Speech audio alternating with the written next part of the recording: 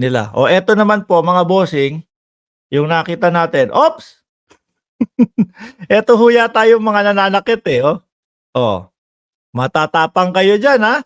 Pati mga alagad ng batas eh gusto nyong saktan ha. Oh, super sticker, Rod Heronimo. Maraming salamat po, sir.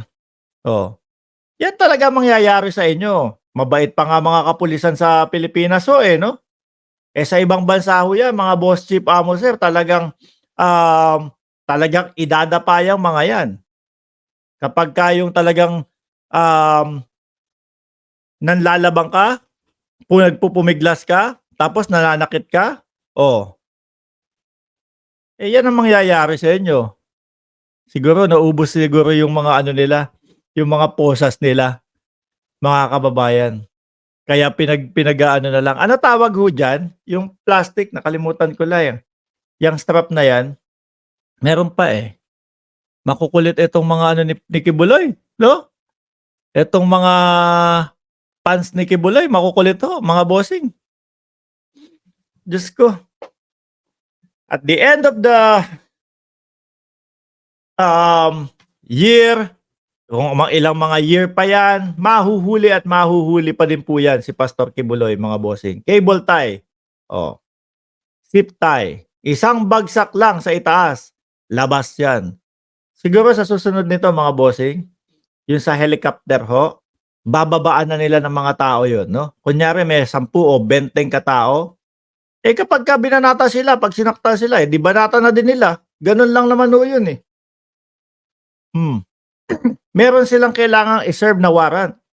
At kailangan po yun, magampanan nila, mga kababayan.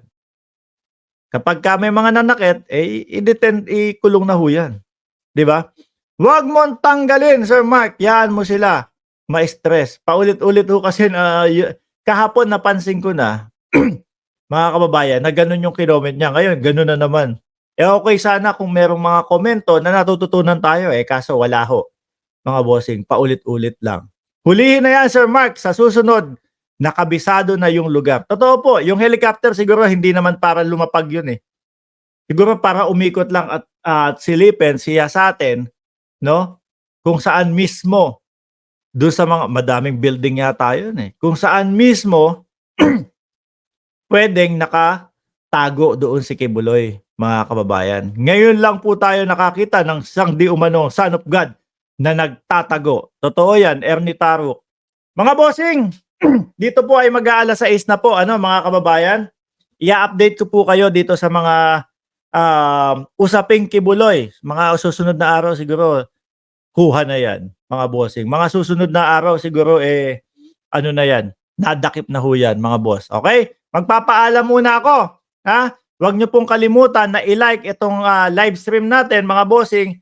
At huwag nyo din pong kalimutan na mag-subscribe dito sa channel natin. Gorgeous me, Annabel. Maraming salamat po sa inyong super sticker. Mamayang gabi, ano ba dyan gabi? Bukas ng umaga, magkita-kita po muli tayo dito sa live natin. Takot ang mga demonyo, sabi ni Mitch TV. Maraming salamat and God bless po sa ating lahat.